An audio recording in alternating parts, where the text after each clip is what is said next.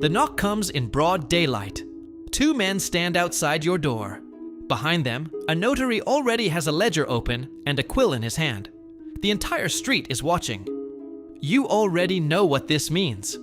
The Spanish Inquisition has come for you. And the worst part? The candles are still hidden in the wall. Just a few nights ago, those candles were burning behind a locked door and a drawn curtain. Two small flames flickering against the stone. Your wife's lips moving over them without making a sound. Your children sitting perfectly still. They know not to speak. They learned that before they learned to read.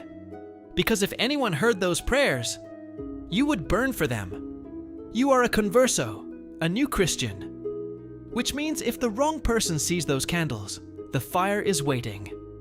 Your grandparents converted to Catholicism 3 generations ago, some willingly. Most because the alternative was exile, or a blade. You were baptized as an infant. You attend Mass every Sunday.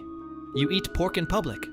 You cross yourself when the neighbors are watching. And every Friday night, behind a locked door, you light 2 candles and remember what your family once was.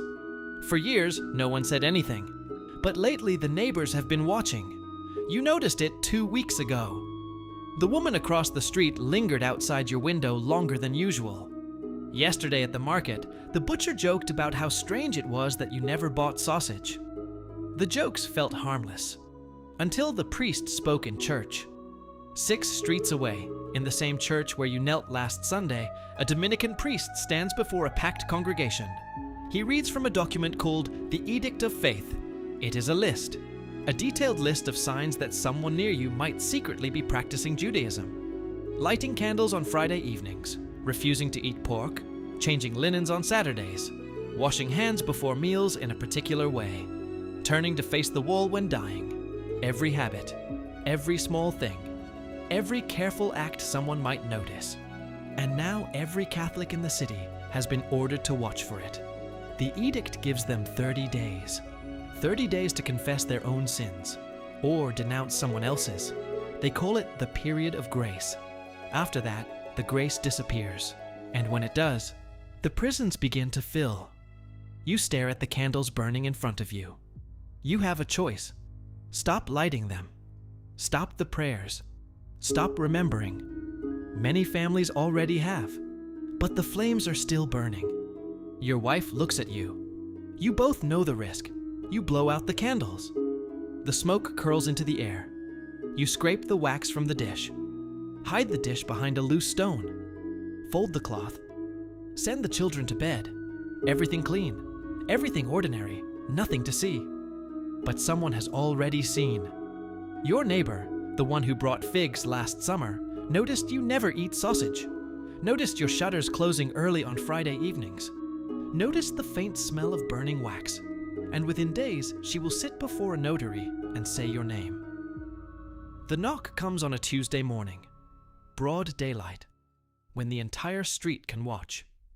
2 familiars of the Holy Office stand outside your door. Behind them stands a notary with his ledger already open. You have only seconds before you answer. You could destroy the candle dish. You could run. Some men have tried. Most are caught before they reach the city gate. Your hand rests on the door. You open it. They do not tell you what you are accused of. They will never tell you who accused you. This is the first rule of the Inquisition. It fights in the dark. Your house is searched. Every coin, every piece of cloth, every plate, pot, and book. The notary records it all. Your property is frozen. Your wife cannot sell anything, cannot spend anything, cannot hire anyone to defend you. The Inquisition has taken your money and your defense in the same moment. Your wife stands in the doorway holding your youngest child. She does not scream. Every converso has imagined this moment. You look at her. She looks at you. And the familiars lead you into the street. Neighbors whisper. By nightfall, you are in a cell.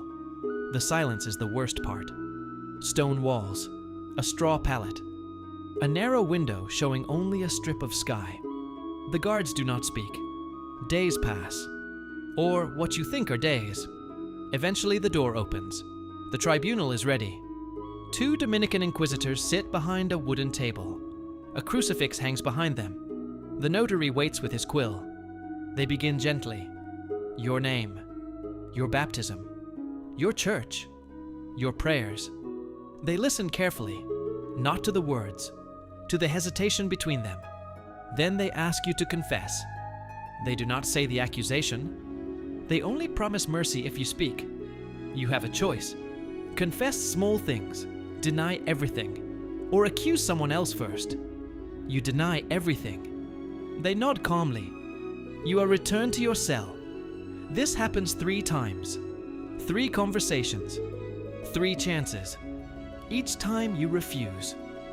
After the 3rd audience, the notary writes a single word. Tormento. The chamber below the tribunal is colder. A rope hangs from a pulley. A wooden frame waits against the wall. A physician stands nearby. A priest, the notary. Everything is recorded. The rope lifts you into the air. Your shoulders burn. Your joints strain. They ask again, will you confess? You hold silence. They drop you suddenly. Pain explodes through your arms. They ask again, will you confess? The human body has limits. The Inquisition has spent centuries learning exactly where those limits are. Eventually, the words come out. You confess. But the confession is not enough. They want names. Who else? Who taught you? Who lights candles with you? The rope still hangs above you. You begin to speak.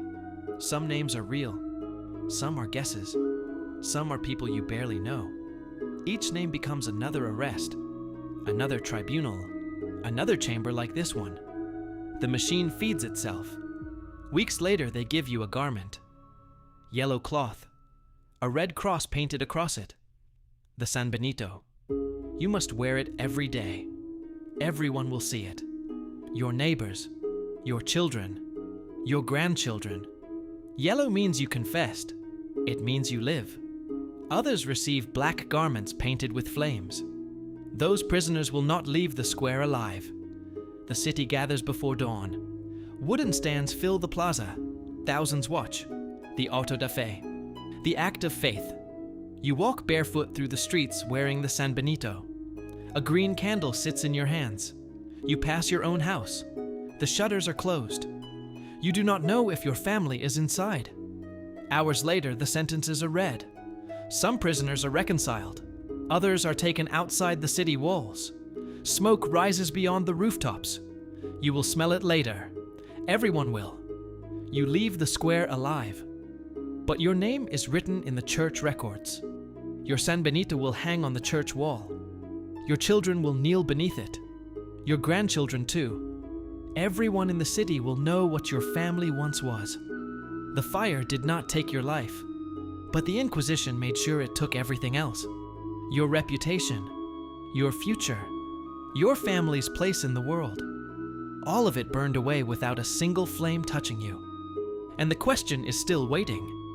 When the rope lifted you into the air, when the pain kept climbing higher, when the only way to stop it was to give them a name, would you give them one? Or would you stay silent, knowing exactly what happens next? Tell me in the comments, what would you do? And if you survived this one, there are worse places in history to end up.